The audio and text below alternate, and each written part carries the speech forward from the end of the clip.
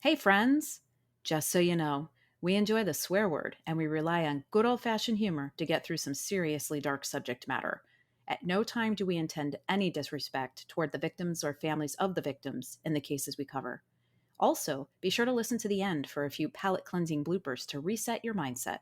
And with that, we thank you for listening and we hope you enjoy.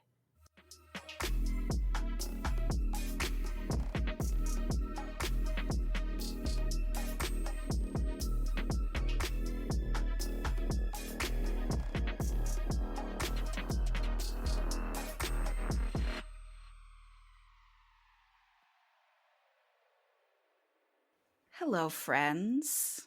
Welcome to Crime Will Tell. I'm Jamie. I'm the fabulous Carrie. Wow. Okay. And humble as fuck. So humble. How you doing? I'm doing good. How about you? Doing pretty good. Yeah. Okay. Cheers, my friend. Cheers. Yeah. You got that Clink. bourbon. Clink. So, I know that we say this a lot, but I want to start with a warning on this one that this one is truly a doozy with a Yeah. fucking capital D. Ooh. And just a trigger warning, this case includes some extreme child abuse and neglect. So I just Oh. want to be very clear about that before we start. But this one, it hit This one hard. hits. It Okay. hit hard. So we're just going to have to get through it. We've got our alcohol. We've got each other. Yep, I got you. Okay. Always. Everything. Always. Yep. Okay. So we're going to go to July 6th of 2022 in Norton Shores, Michigan. Okay. Paramedics responded to a call about a boy who had been found unresponsive by his mother and his older brother. So when the paramedics arrived, they showed up at this nice house in a peaceful neighborhood on what they kind of assumed would have been like a routine call for them. Things weren't super out of the ordinary in this community. And when they got there, they were absolutely horrified by what they found. The call that they had received was for Timothy Ferguson, who was a 15-year-old boy with special needs. And when the first responders first saw Timothy, they thought that he was maybe around 8 years old because he was so small. Mm. His body was extremely emaciated. His bones were just poking through his skin, like barely touching this boy would just make his body just absolutely crumble. Oh my God. And unfortunately, Timothy was pronounced dead on the scene. And the first responders knew immediately that some real sinister shit had been going on in that house. So we're going to talk about what happened to Timothy. So Timothy's parents are Eric Ferguson and Shanda Vander, who were divorced. In May of 2021, Timothy actually came to live with his mother, Shanda. It's spelled Shanda, so it looks like Shanda, but it's Shanda, and it fucks Okay. me up every time I see her goddamn name. So in May of 2021, Timothy came to live with his mother, Shanda, in Michigan. He'd previously been living with his father in Oklahoma, where he had been for most of his childhood. And his dad was no longer able to handle caring for Timothy. And so at that time, Shonda's husband, Adam, so she'd remarried Mm-hmm. to her husband, Adam, her older son, Paul, who was 19 at the time, and her youngest son, G, which is how he's referred throughout this case because he was a minor. Okay. So who was 7 at the time, were also living in the house. So Timothy was autistic, and so he had some speech and motor impairments. And due to his disabilities, he had allegedly been homeschooled in order to get the additional attention and care that he'd needed. So, just rewinding a little bit here, Shonda had been under investigation by CPS between like 2009 and 2012. And there aren't really any details regarding why she was under investigation, but her parental rights were going to be terminated if she didn't give up custody of her children. So it couldn't have been good. Yeah. So she ended up assigning custody of her 4 kids, Paul, Timothy, Nolan, and Millie, to their father, who was her ex-husband Eric. In Oklahoma. Right. So just to be Okay. clear, she had 5 children.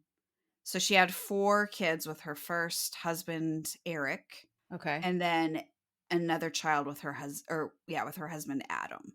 And Child Protective Services basically determined that she was an unfit mother, and if she didn't voluntarily give up custody of her children, she was going to get her parental Mhm. rights revoked anyway. Correct. So, oh wow. So she had to have been doing some shady fucking shit for that to happen. Yeah, I don't know what was going on, but after this ruling where she turned over custody of her initial 4 children to her first husband, Shanda was allowed 3 hours of supervised visitation with the kids each month, and she was ordered to pay $1,000 a month in child support. So she kind of moved around to some different areas. She was living in different states for a while and was going to law school, but she ended up moving back to Michigan in 2021. Okay. So she graduated from law school and passed the bar exam in 2021, and she started working as a law clerk for a county circuit court. Okay, so she's not a dummy. No, she's incredibly intelligent, which comes to light later on. And it's just like, wait, what? Are we talking about the same person that So she's lost just a custody of bad her? fucking human. She's a bad mom. Yeah. Oh man. So in May of 2021, Eric, her ex husband, reached out to Shonda and said that he could no longer, like, he wasn't able to care for Timothy anymore. And that if she wasn't able to take him, that he would have to turn over custody to the state. Holy shit. So he was literally like, I'm done. Yeah. How can you be done with a kid? Okay. Okay. So now there aren't a lot of details about what Shonda's status with CPS was at that point, but she ended up agreeing to take in Timothy. So again, just to clarify, she had 5 fucking kids. Her daughter Millie, who would have been 17 at that time, she stayed with her father in Oklahoma. Okay. She had her oldest son Nolan, who was married and living in North Carolina with his wife. I believe he was like 23 at the Okay. time. And her son Paul, who was 19, had only been living with her for a year when Timothy moved in. I'm assuming that again, that there aren't a lot of details about the other kids, but I'm assuming that he had been living with his father until he was 18, Mm. probably, Mm-hmm. and then moved Then he can do in with, whatever the fuck he wants. yeah, Yeah. and then he ended up in Michigan with his mom. So Okay. it's all a little wonky, but So by May 2021, Paul, Timothy, and G the were littlest living with one. her and Adam in Michigan. Correct. Okay. Correct. Okay. And then unfortunately, in January of 2022, Shonda's husband Adam had a stroke, Ooh. which caused a lot of long-term issues for him. And he wasn't able to get up and down the stairs in their home any longer. So he ended up going to live with his parents in Florida, where, I think it was probably like a one-level home. They could And care for yeah, him. they could provide much better care than she could because she was working full time, had the other kids, whatever. So he then was out of the house. So it was just her and the 3 kids. And maybe that was his way of not wanting to put a burden on her.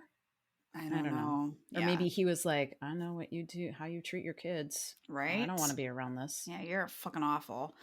So having to move out of his dad's home and then move to another state and then having his stepfather move out had a really big impact on Timothy. Yeah, if he's autistic, absolutely. They process things differently. Yeah, I mean, and he had a lot of change in a very short amount of time, which consistency is huge for autistic people. It's huge for kids in general, but particularly with autistic children. Yes. Yeah, there's a little background. We're going to scooch back forward. Mm-hmm. Mm-hmm. Does that make sense? We're going to scooch forward again to July 6th of 2022, the awful day that Timothy's body was found by the first responders. So, of course, just the condition that he was in, police were immediately notified. and were called to the house to start investigating what the fuck was going on. And so that day, Timothy's mom, Shanda, told police that he had fallen out of a bunk bed that he was sleeping in, which had caused him to become unresponsive. However, the medical examiners found that he had actually died from malnourishment. Malnourishment. I love Yep. it. God damn it. Malnourishment. I love it. I become such a bumbling fucking asswipe on burp.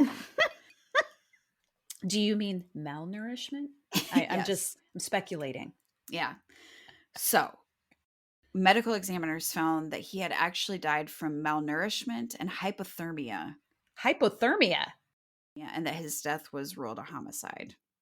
So Timothy weighed only Wow. 69 pounds. And he was 15?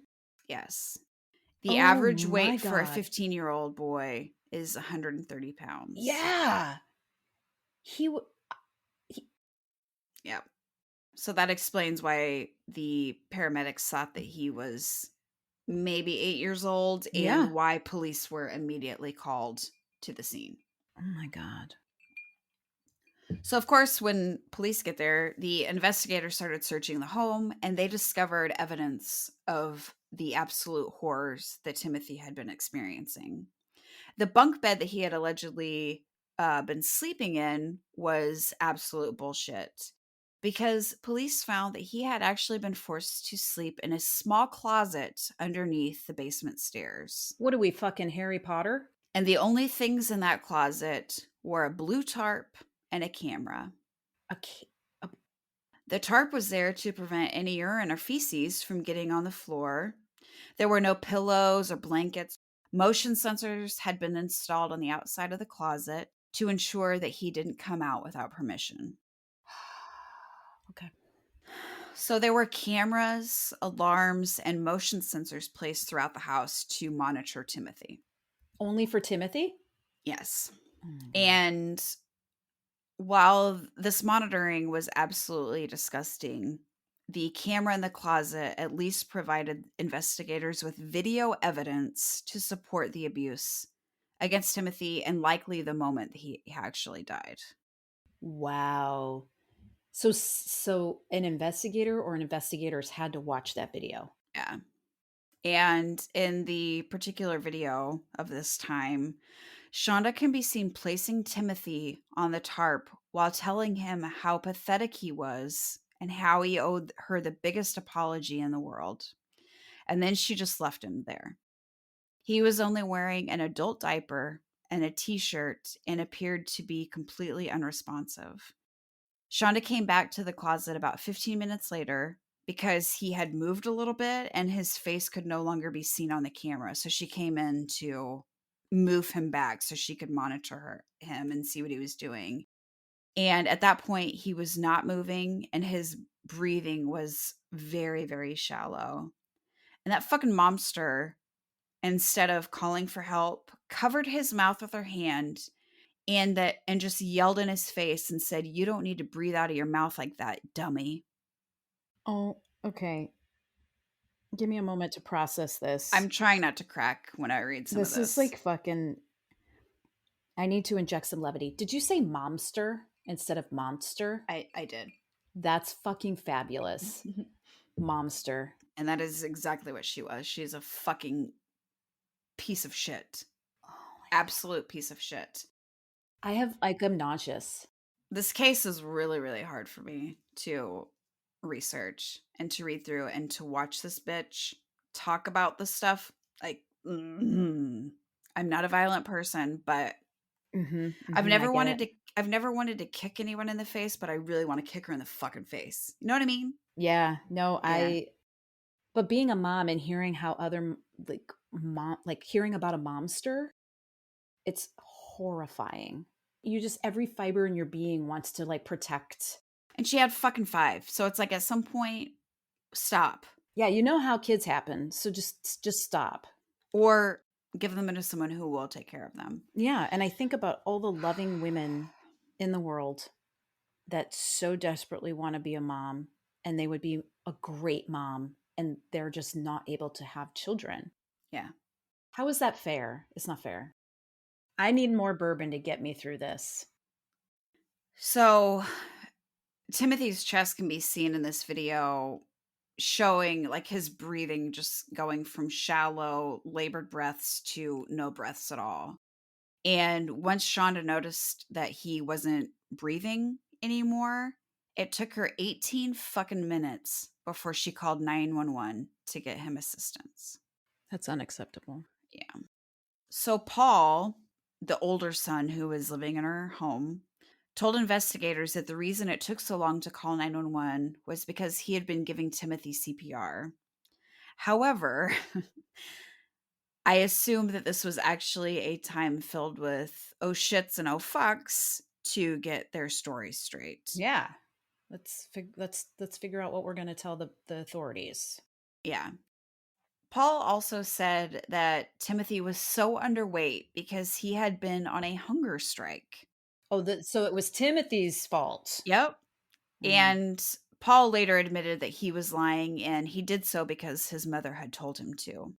Oh my While god. searching the house, police found locks on the refrigerator and alarms on the pantry, which were all to ensure that Timothy wasn't able to access any food on his own.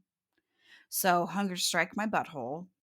These fucking turds were straight up starving Timothy and controlling every bit of food that he was allowed to eat and torturing him while doing so. They forced him to eat Carolina Reaper hot sauce, either by putting it on bread or pouring it directly into his fucking mouth.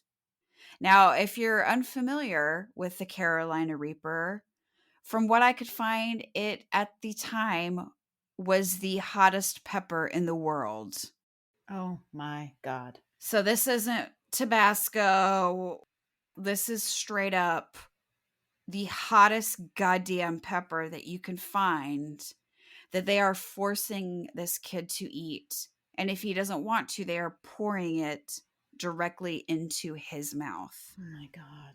So, police also discovered text messages between Shonda and her son Paul, where they clearly discussed the abuse that they were both committing against Timothy.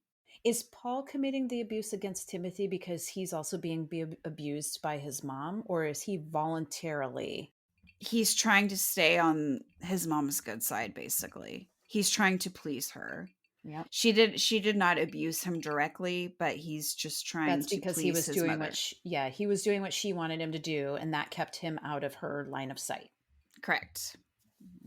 Like Motherfucker. he could obviously see what being on her bad side meant, so was trying to do What did everything to Timothy please do to her. be on her bad side? I'm sorry. I'm not angry with you. I'm sorry. It's coming across that I'm angry with you. It's fine. I'm not angry with you. No, trust me. What did Timothy do? Did he do anything aside from just existing? He was annoying to her. Oh my god. He was a lot to handle. Another form of punishment often used was ice baths, which explains why his death was partially due to hypothermia. Oh. The day before Timothy died, there was a text exchange between Paul and Shonda. And so she was at work. Paul was texting her that he was really annoyed with Timothy because he'd had an accident and was covered in urine, that he was ready to slam him into the ground. So, here's where I say, guess what, dickheads? When you lock someone in a closet and don't let them use a bathroom, they might have some I accidents. was just going to say that. But these fucking sadists chose to punish Timothy by making him stay in an ice bath for 9 hours. Holy shit. 9 hours. And then was placed back into a closet on a tarp with no blankets, no clothes. It's a wonder he survived as long as he did. So, based on all of the fucking just obvious and overwhelming evidence, Shonda was arrested 2 days after Timothy died for first-degree murder and first-degree child abuse. And she appeared in court virtually that day and just really fucking turned on the Meryl Streeps. And while the details of Timothy's abuse were being read aloud, she was crying and shaking. And how no one walked over and backhanded her is beyond me. What could she have possibly said to explain the situation? She's the mom of the house. What could she have possibly said to explain it away? I'm so fucking angry right now. Yeah, Mm. this. mm. So her son Paul was arrested a few days after his mother, and he was charged with first-degree child abuse. But he agreed to a plea deal, and in exchange for a reduced sentence of 6 to 8 years, he agreed to testify against his mother. I don't know how I feel about that. I think at 19, yeah, you're horribly, horribly impressionable. I mean, 19 legally is an adult, but I don't think 19-year-olds are adults, especially if they weren't raised in a way in which they were equipped with the critical thinking skills to be an adult. But he could have made a choice on where to go, and he chose to land with his mom. He could have, yes. I don't know how to feel about it. So Shonda's trial started in December of 2023, and the prosecution ended up showing tons of text messages between her and Paul, which highlighted their joint disgust towards Timothy and the punishments that they had planned for him. So these things are just fucking horrifying. And while the texts were being read, this snatch patty starts having what was most likely a panic attack. I'm sorry. What did Snatch Patty? Oh my god, I love it so much. Okay, Snatch Patty, love A it. snatch patch or a snatch patty, either way. Snatch Patch. But they ended up having to take a break so she could get her shit together. Give Panic me a attacks are fucking break. awful, so I hope that hers was like the worst one She didn't have a ever panic on the attack. planet. That was fucking fake. She gets no sympathy or empathy from me. Nothing. Nothing. So when Paul took the stand, he stated that the only time Timothy left the house was when he was occasionally allowed to walk the dogs in their backyard, or if he was forced to run up and down the stairs of their patio as or the stairs to their patio, I guess, as a form of punishment. So I'm assuming it was the stairs that went from like their second level down to the patio. And in their text back and forth, they referenced him having to go up and down the stairs chasing style, What does that mean? which meant that one of them would chase him, forcing him to have to run even faster. Oh my god. So basically, just And given the tormenting. fact, yeah, given the fact that he was malnourished, he had no energy. And then Oh my being god. fucking chased to have to run and exert even more energy. Paul said that Timothy was a normal weight when he first started living with him again, but that Shonda had locked the pantry and refrigerator to restrict his access to the food in the house. So, also, as far as Paul knew, Timothy had never been taken to a doctor, and Shonda had stopped giving him his medications. He also confirmed that the hunger strikes that Shonda claimed he went on voluntarily were absolute bullshit.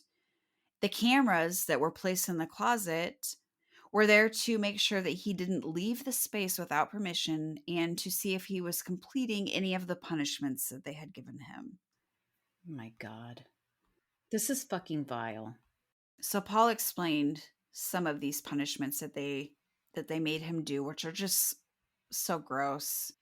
They would force him to face the corner of the closet on his knees while holding his hands above his head, or do wall sits, which are so fucking hard to do. If anyone has ever done wall sits, they are They're the excruciating. worst.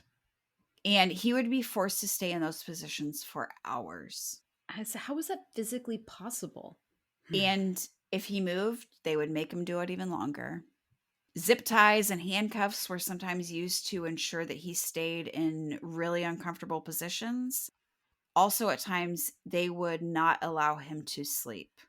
But I want to know why. As far as the sleeping went, according to Shonda, he used to wake up in the night and would wake the family up. And so, as a punishment, they would force him to stay awake, which is fucking stupid because you're also having to stay awake, which isn't impacting your sleep. So, I don't really know why that makes any sense, but that was the reasoning behind that particular punishment. Timothy also had to ask for permission to use the bathroom. And when he asked, He was timed. He was allowed 1 minute to pee and 2 minutes to poop. But what happens if it goes longer? Like, what are they going to do? That he was punished. Oh my God. And of course, if he had an accident before he asked for permission, if no one was home, whatever the situation was, he was also punished. Shonda also had what she called the hot sauce punishments. Oh my God. He would be forced to consume hot sauce without being given anything to drink or any other food. So he would have to suffer through the just excruciating pain without any sort of relief. Sometimes they'd allow him to eat some plain bread after, but he had to wait at least 30 minutes after eating the hot sauce.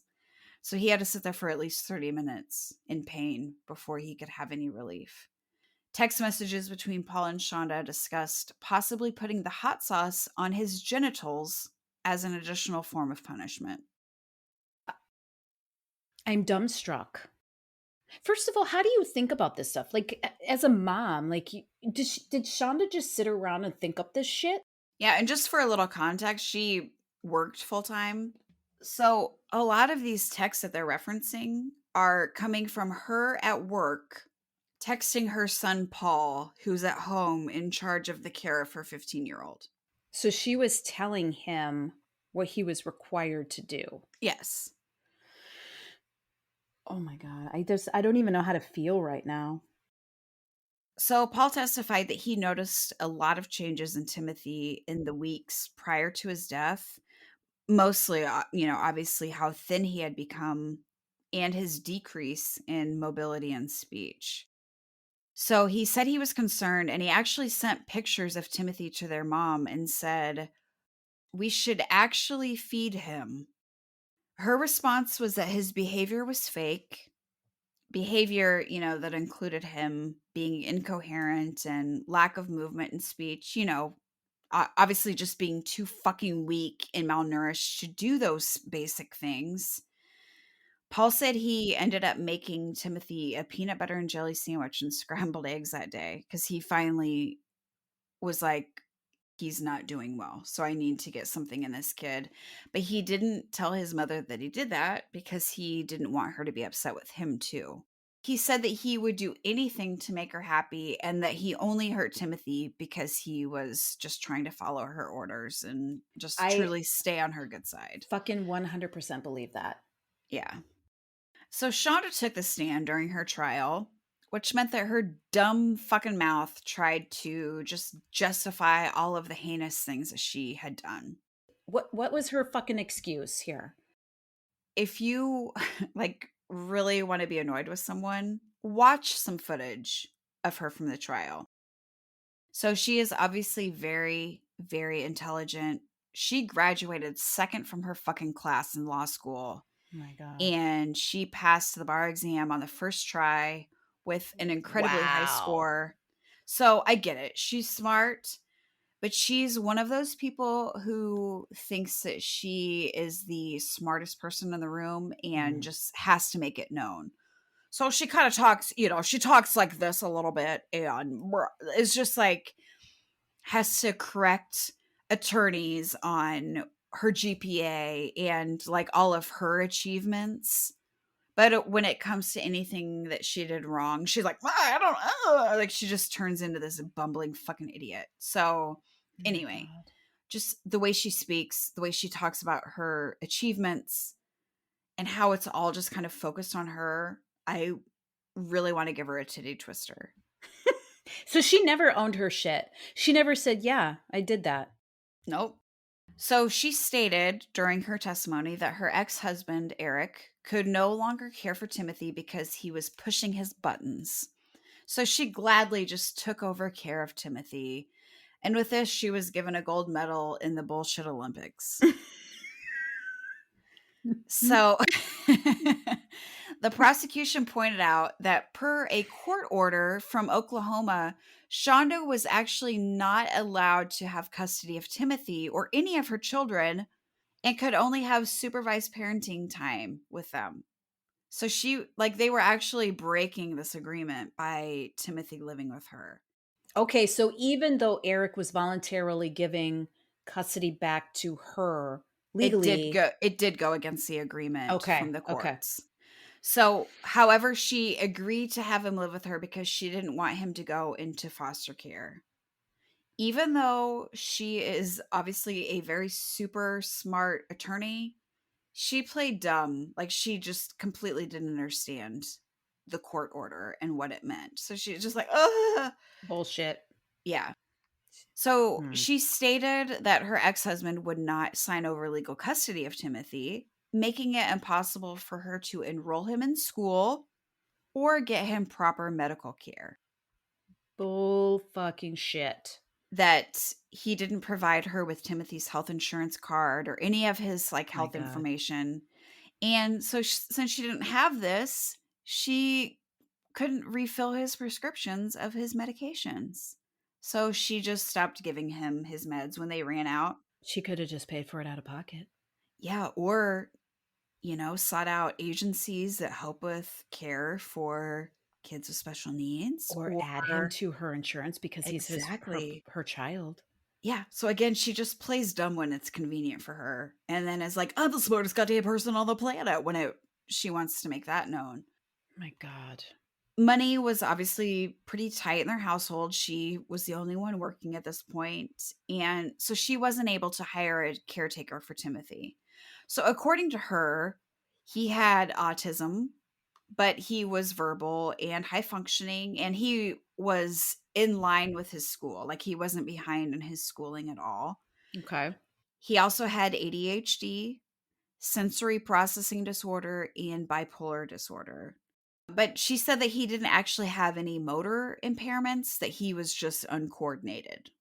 So he sounds to me like, I mean, when you're a high functioning autistic individual, there's some impairment, yes, but it's not to the point where you can't live a normal life. So what the fuck was her reasoning for? Okay. I'm so goddamn angry right now. I am so, this poor child, this poor fucking child. As far as the cameras throughout the house, she said that they were used for the family to communicate after her husband's stroke because he obviously wasn't able to make it, up and down the stairs and whatever. So he could just ask for things or speak to her or the kids through the cameras instead of trying to. That's actually a clever Yeah, so I mean, excuse. it works for that, but whatever. They were also a way for her to keep tabs on her youngest son, Mm. who was also homeschooled, I don't know why, while she was at work. Who was homeschooling him? I'm sorry, I'm not angry Well, with you. I'm not angry with you. it's okay, it's I'm not okay. angry with you. Apparently Paul. Paul was in charge He's of fucking all of it. 19 years old. Okay. I know, I know. I'm getting so riled up. This is fucking insane. So she also said that the hot sauce was something she purchased for Timothy because he loved spicy foods. Mm, There's a difference I between no. having hot sauce in your fridge in case your kids want them for taco night is one fucking thing, but pouring the hottest pepper sauce down his throat is a whole other ball It game. is goddamn This I hot sauce had a warning on the label. uh-huh. The shit's potent. I like spicy foods, but I don't like fucking the hottest thing on the planet, spicy food. So, in response to accusations that she kept Timothy from seeing people, Shanda stated that being new to the area, she really just only had friends from work, but that they lived too far away to really spend any time at her house. So she was like, I don't have any friends to come over. She had three siblings, a brother who didn't live in the area, and two sisters who lived in Alabama, which is where she's originally from. And on the stand, she said that she hadn't spoken to her sisters in over 20 years. So wise choice, ladies. Did she say why? No, it didn't go into any details, but I'm like, I'm sensing a common denominator here. yeah, yeah. So Paul also didn't really have any friends. He worked part-time at Applebee's, I believe, but didn't really have any friends from where he worked. So he wasn't bringing anyone to the house either. So basically, other than the four people living inside this house, there unfortunately weren't other people in the area that could check in on Timothy and monitor his health or My his God. well-being. And I know that, like, during the trial, Shonda actually referenced her mother-in-law who tried to come over and see the kids, but she would always, like, race home or try to divert things, like meet them outside so they couldn't come in the house, like, and see Timothy. Like, she was absolutely trying to keep people from seeing Timothy. So, she said that she also struggled with dissociation disorder from PTSD following her husband's stroke. Whatever. Yeah, this conveniently made her forget a lot of things that happened after Timothy was back in her house. And that when she would get stressed, she'd have episodes where she would get, like, kind of tunnel vision, where she felt like she was going to pass out, but she never really lost consciousness. But she wouldn't be able to remember things that happened after those No, episodes. that's goddamn bullshit. That's Yeah, bullshit. yes. She stated that she had severe insomnia due to ADHD, which Timothy also had, making it hard to process and remember things and to function day to day. She also had sensory processing disorder and OCD. So fancy that Mm-mm. she has all these disorders, but when her son has them, it's a giant fucking inconvenience. Mm-mm. So Mm-mm. the defense was almost treating her disassociation disorder like an insanity defense. Like, she What? was completely unaware of what she was doing and that her behavior should be excused. They were also kind of treating her like she was her own expert on the disorder. So the prosecution during the trial argued that, like, she's not a fucking doctor and she's not qualified to speak on the behaviors related to disorder. I agree. Absolutely. As a non doctor, I agree. Yep. I'm sorry, I need a bourbon. I need a bourbon shot. Do it. This I've is. been drinking way more than normal during this episode. My face is red. To me, also as a non-doctor, it seemed like a pretty fucking convenient excuse to just say, I don't know, or I don't remember when asked questions about Timothy's care. So, after an objection by the prosecution, they weren't able to reference or blame her disassociation disorder anymore. They were like, let's just cut the bullshit since she's, not a professional and can't speak on the behaviors related to this disorder. God. So, in the barrage of I don't knows while being questioned, she couldn't remember why they had zip ties and handcuffs in the home or if she had even been the one to purchase them. Police found leg irons in the house, but she said that they belonged to Paul and that they were never used on Timothy. But I'm gonna call bullshit on that as well. I'm sure that that poor kid had Oh my fucking God. leg irons on at some point.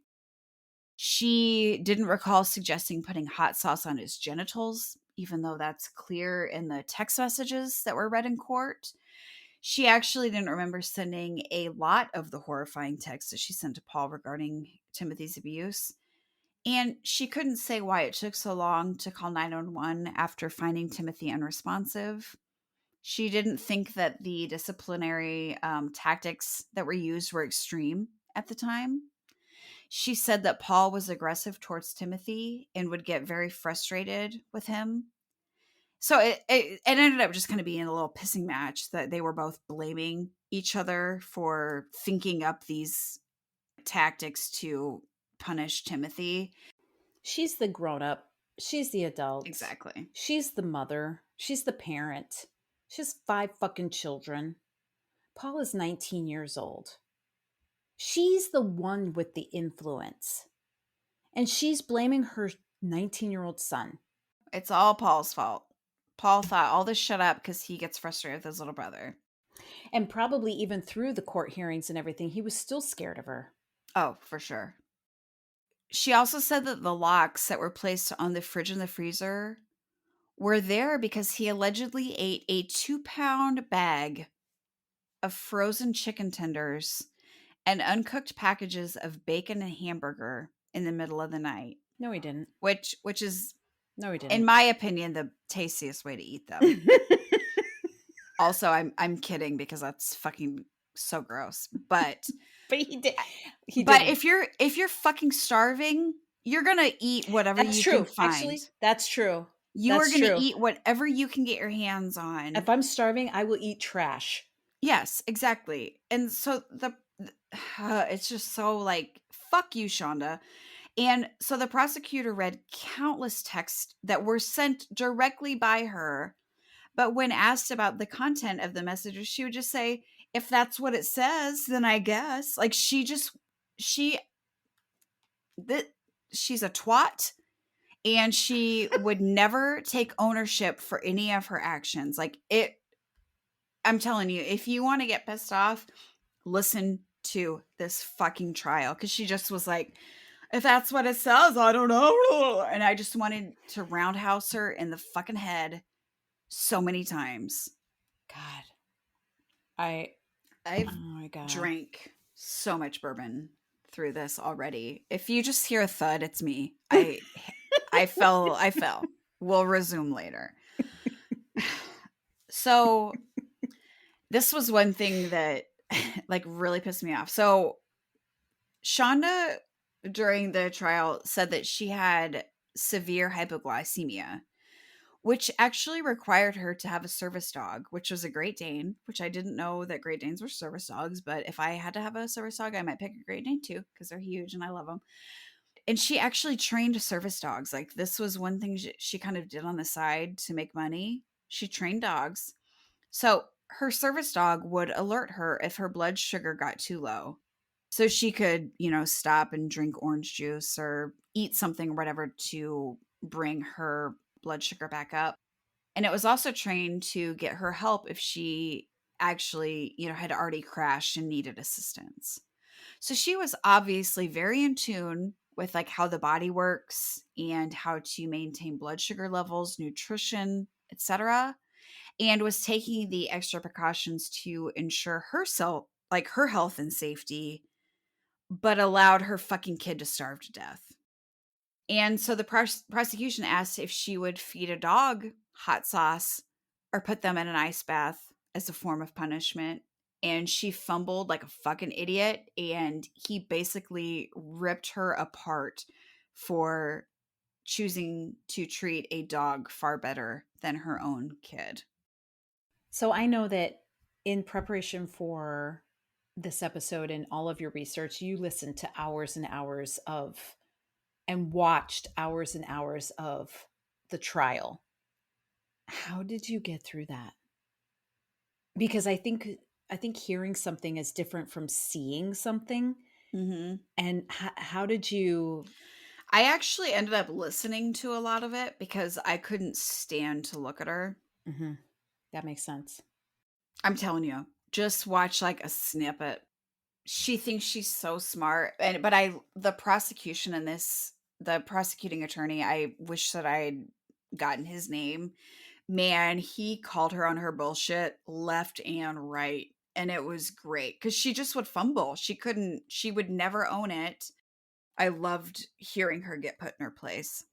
So she actually got emotional on the stand when she was asked about the day that Timothy died. And it wasn't necessarily about her son dying, but about how exhausted she'd been and how she didn't remember what she had told police once they arrived at the house. And she also put most of the blame on Paul because he was, she was God. just so overwhelmed with work and school. And she'd been relying on him to take care of his brothers, not his fucking responsibility, Mm-mm. first and foremost. She's the goddamn parent. Exactly. And when asked how she could have not known what condition Timothy was in, she said that she was just barely functioning at the time. Like, she was Mm. the victim in all this. And, she'd been relying on Paul to feed his brother while she was working, and that Timothy often wore baggy clothes, so she wasn't really able to see how thin he was.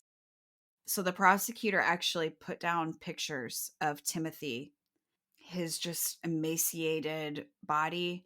She actually started vomiting while on the witness stand, and they had to take a break because she was just vomiting profusely. I think about being a mom or a parent, because dads are like this too. If you love your kids, you work hard to be in tune with your kids. Even if your kids don't live with you, if they're adults, they're off doing their own thing. Like Nate, he's off, he's states away in college. Yeah. And I can sense when there's something, and I will reach out to him. Hey, buddy, how's it going? Do you know what I mean? Like, Mm-hmm. as a mother, as a father, as a parent, when something is just doesn't seem right with your kids, even if they've just had a bad day. Like, Mm-hmm. this, and you love your kids, and you check in with them because you want what's best for them, and you want to be able to help them through whatever it is. I'm so disgusted right now. I'm so disgusted. Hmm. So the trial ended on December 15th of 2023 after only 2 days. So this was a super quick trial. And the jury reached a verdict after only an hour. Again, pee breaks and snacks, I think was Yeah. basically all that Can we make was. this look good? So let's just, Yeah. let's play some Scrabble. So the jury took only an hour, and Pukes McGee actually wasn't in the courtroom when the verdict was read, which was she was found guilty of first-degree murder and first-degree child abuse. Good. She was sentenced to Fuck. life in prison without the possibility of parole for the murder charge, and she received an additional 50 to 100-year sentence for the child abuse, which Damn. which is actually beyond the maximum of the sentence So because of, are they legally allowed to do that? Or I does don't it know. not I mean, matter at that point? she already got life in prison, but they gave her like the max and beyond due to the just extreme conditions My of this God. case. So Shonda's older children, Millie and Nolan, made victim impact statements on behalf of Timothy at the sentencing hearing, which, by the way, Shonda's sitting there with fucking Pippi Longstocking, like fucking braids. Give me a fucking break. Exactly. I just like I see pictures of her and I Her feel, defense attorney is going, you know what? You need to look as innocent as possible. You're a goddamn monster. yeah, we're So gonna put some fake zits on your face, some braces. You're gonna have a retainer. So she's, I'm Shonda. But they said so her kids, her older kids. So Millie was like 2 years older than Timothy, and then Nolan is her oldest son, who I think was like 23 at the time. They said that they wanted Shonda, their mother, to get the highest punishment possible with no paroles or second chances. oh my Like, God. what kind of person are you that your kids want you to get the highest punishment possible? Nolan said that he was unfortunately the oldest son of Shonda's when he introduced himself. Oh my God. They both expressed a ton of guilt over not knowing the horrible treatment that their little brother was receiving, at the hands of their mother and brother. Nolan said, quote, Timothy wasn't surrounded by people who loved him when he died. And if I had known that, nothing could have stopped me from rescuing him and holding him in my arms and telling him I love him, that his big brothers got him. I'm going to cry. Whew. That his big brothers got him, just like the day he was born. But because of Shanda Vander Ark's actions, I instead got to cradle the bag of his ashes in my arms. In all my life, I only knew one thing that my little brother didn't like. He hated goodbyes. If he had to say goodbye to anyone, he would cry and he would hold you and he would say, Don't go. But now I'm the one crying and I never got to say goodbye. That is so goddamn sad.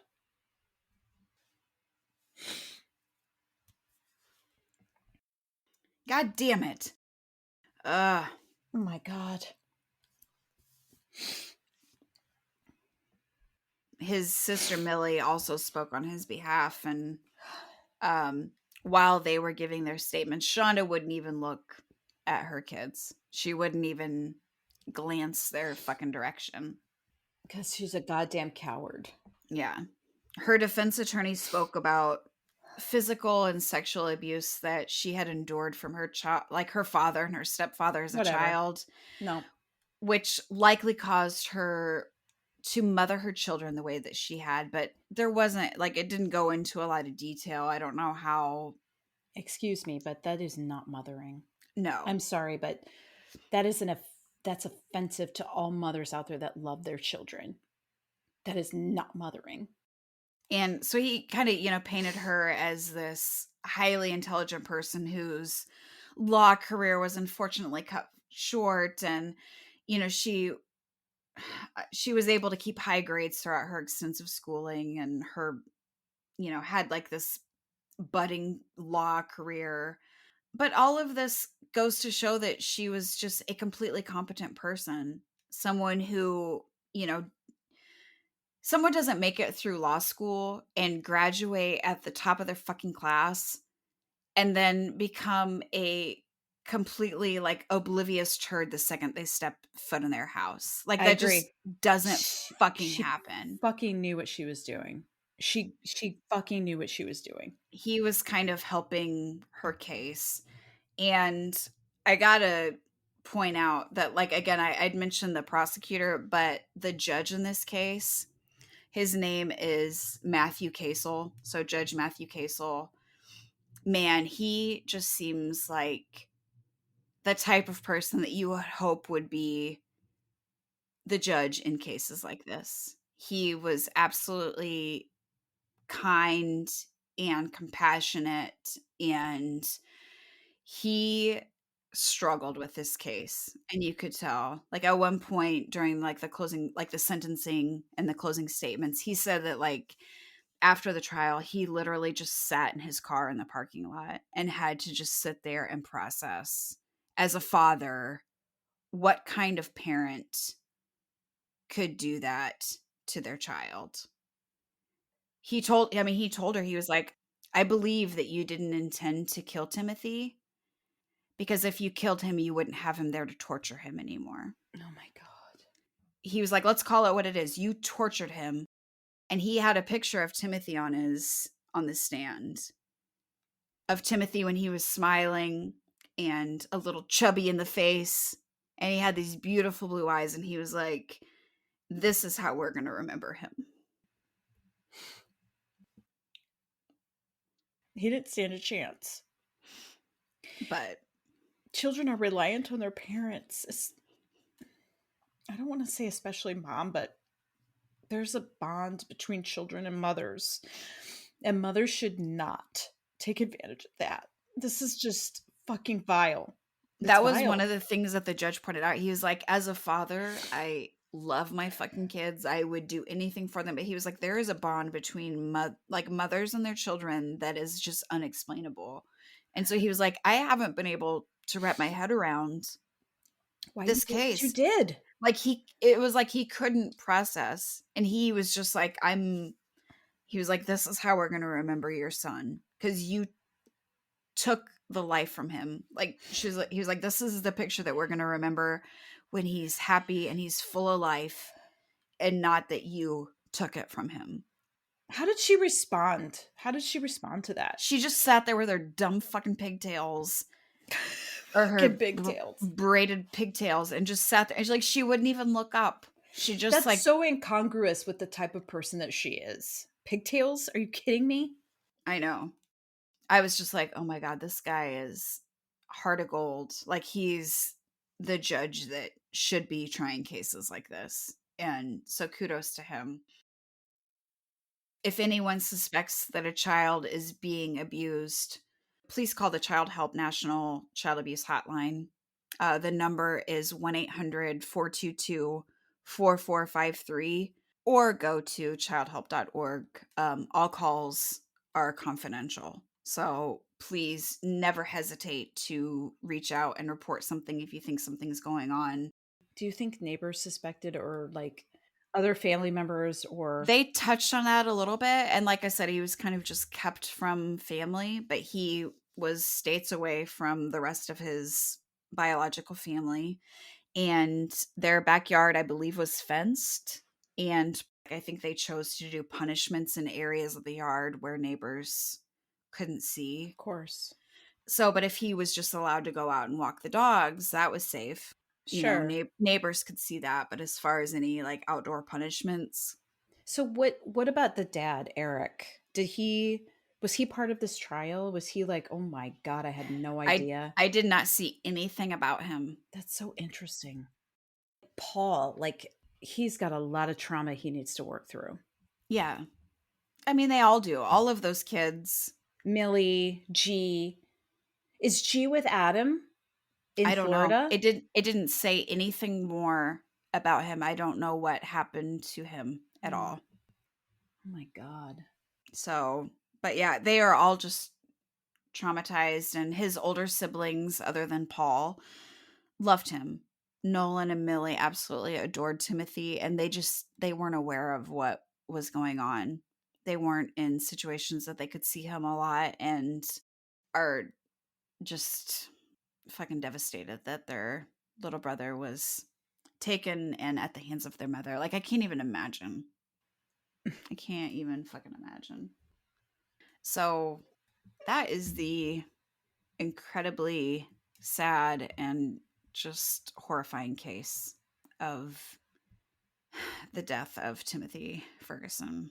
I'd like to say thank you for sharing, but Yeah. I like the fact that we are giving a voice to Timothy's memory. I like that. Right. And also just maybe making people be more aware of the children in their lives, and maybe looking for some red flags or things if they see something that might be suspicious. If you haven't seen a kid in a really long time and you kind of feel like their parents are keeping them from being seen, Like trust your gut. If something doesn't feel right, investigate. yeah, just report it.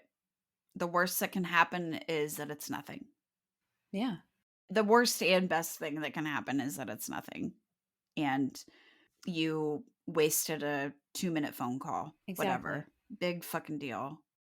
Like, if somebody had seen him, there's no way that authorities wouldn't have been notified, but Mm-mm. he was being hidden from other people that cared about him, and the abuse wasn't going to end. So, I feel like every life has a purpose, and I hope that Timothy's life has a purpose. yeah, maybe it'll save some other kids. I don't Maybe. know. I hope so.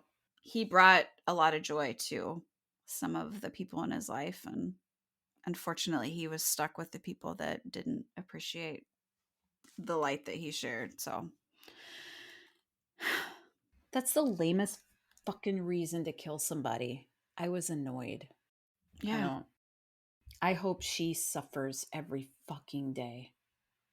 God damn. So with that fucking downer, thank you for sipping bourbon and sharing this horrifying story with me, Carrie. And to everyone else, thank you for listening. We appreciate you guys. We've been getting a ton of just recommendations for cases, which is awesome. A lot of feedback and people sharing the podcast, which we appreciate so much because that's how this thing is going to grow. Yeah. And so we appreciate that. If you haven't already done so, please rate, review, subscribe, follow the show, whatever the options are, please do it. One of the things that we like is that people, when they say, "Hey, we stumbled upon your podcast," Mm-hmm. we always have room for improvement. But at the end of the day, we want to give a voice to the victims. Yeah. And we don't want their memories to be lost to time, lost to whatever. And so, for those of you that have stumbled upon us and you're giving us a chance, thank you. And your support just means the absolute world to us. And when you share it with other people, it just means the world and it helps the show a lot. So thank Yeah. you. And if you keep listening, we'll keep pushing out content. Yeah. So thank you guys. And With that, goodbye, Carrie. goodbye, Jamie. But we love America and we love you all. I'm so fucking intelligent. Like, I got this. Trying to make you fuckers laugh. Fuck off. you're tipsy and you don't want to read this horrible stuff. My arms are so long. Uh-uh. It was a joke. It was a fucking joke, Jamie. Nice. Fucking figure it out. Cool bowl cut, Jamie. Bye.